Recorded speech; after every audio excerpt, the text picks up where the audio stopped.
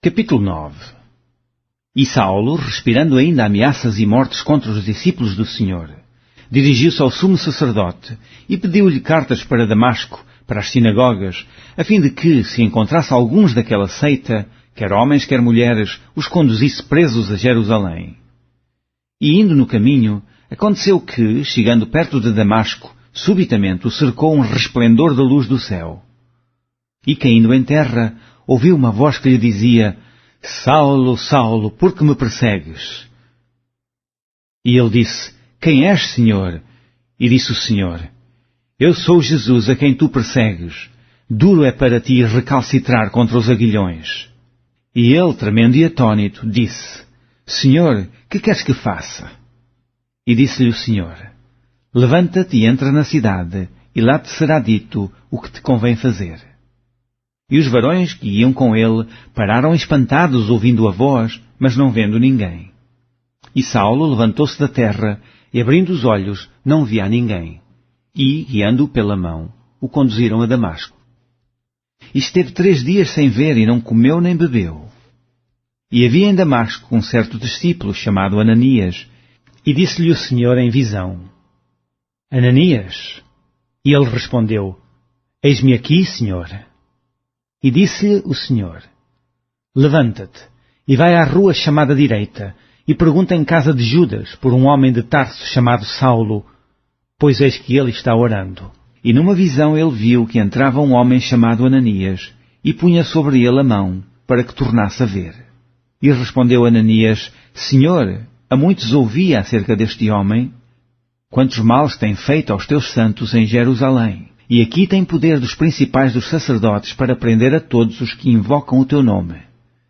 Disse-lhe, porém, o Senhor: Vai, porque este é para mim um vaso escolhido, para levar o meu nome diante dos gentios e dos reis e dos filhos de Israel. E eu lhe mostrarei quanto deve padecer pelo meu nome. E Ananias foi, e entrou na casa e, impondo-lhe as mãos, disse: Irmão Saulo, o Senhor Jesus que te apareceu no caminho por onde vinhas, me enviou para que tornes a ver e sejas cheio do Espírito Santo. E logo lhe caíram dos olhos como que umas escamas, e recuperou a vista, e levantando-se, foi batizado. E, tendo comido, ficou confortado, e esteve Saulo alguns dias com os discípulos que estavam em Damasco. E logo nas sinagogas pregava a Jesus, que este era o Filho de Deus. E todos os que ouviam estavam atônitos, e diziam: Não é este o que em Jerusalém perseguia os que invocavam este nome? E para isso veio aqui, para os levar presos aos principais dos sacerdotes? Saulo, porém, se esforçava muito mais e confundia os judeus que habitavam em Damasco, provando que aquele era o Cristo.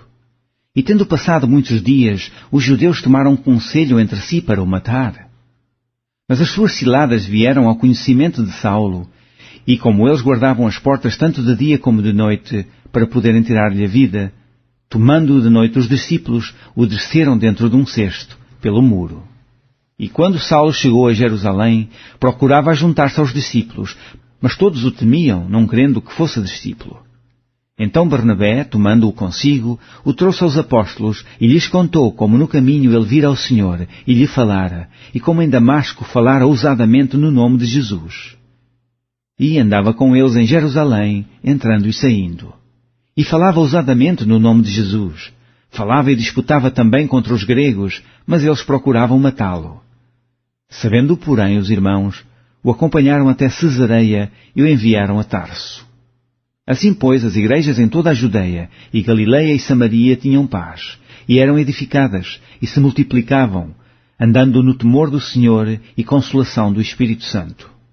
E aconteceu que, passando Pedro por toda a parte, veio também aos santos que habitavam em Lida.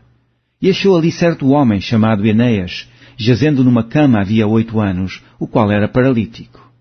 E disse-lhe Pedro: Enéas, Jesus Cristo te dá saúde. Levanta-te e faz a tua cama. E logo se levantou. E viram-no todos os que habitavam em Lida e Sarona, os quais se converteram ao Senhor. E havia em Jope uma discípula chamada Tabita, que traduzido se diz Dorcas. Esta estava cheia de boas obras e esmolas que fazia. E aconteceu naqueles dias que, enfermando ela, morreu. e, tendo-a lavado, a depositaram num quarto alto.